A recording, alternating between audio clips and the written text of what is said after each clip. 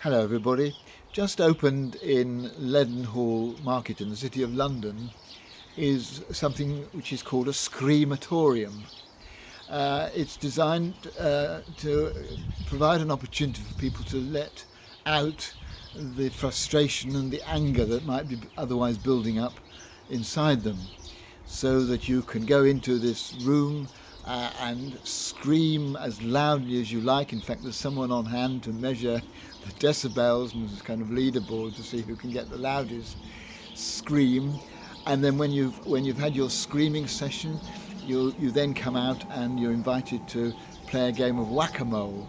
Excuse me, so that you're banging you're banging hard with a hammer on these pop-up moles, and bang bang bang, getting rid of the anger. And then you're invited to go into a meditation room and do some deep breathing, and gradually the anger dissipates. This is I think it's an experiment. I'm not sure how long it's there for, but it's recognizing that we all have uh, uh, building up inside us in one way or another frustrations, things that resentments, things that cause us to feel angry, either with ourselves or with other people, or just generally, and that somehow having a good scream uh, gets it out.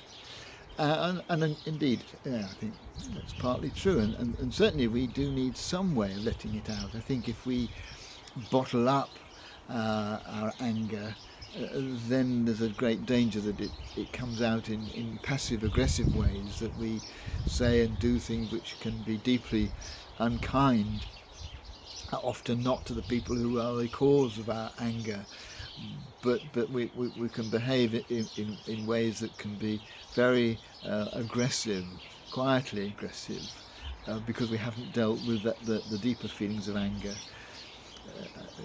One of the interesting bits of psychology on the subject of anger is to distinguish between anger and rage. Anger is, as she says, Susan Parker Hall says, is a response to an immediate something that sparks something off, and you something comes up inside you, and it's like any other emotion, like sadness or joy. It just somehow is there, and is in response to some external stimulus. Whereas rage is something that is there inside us. It has its roots probably very early back in our lives, and it's something which can undermine our equilibrium permanently. It's not a response to a particular stimulus. It's something that's always there. That kind of anger, that deep-seated anger, that makes people often behave in very antisocial ways. That needs help. We need proper professional help to deal with that.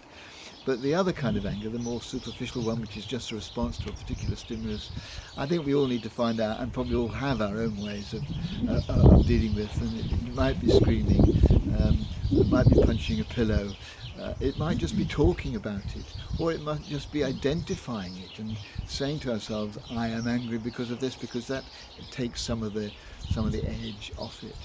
But whatever we do, I think we need to recognise when we're feeling angry, and make sure that we do deal with it, so that it doesn't come out in very antisocial and often unpleasant ways.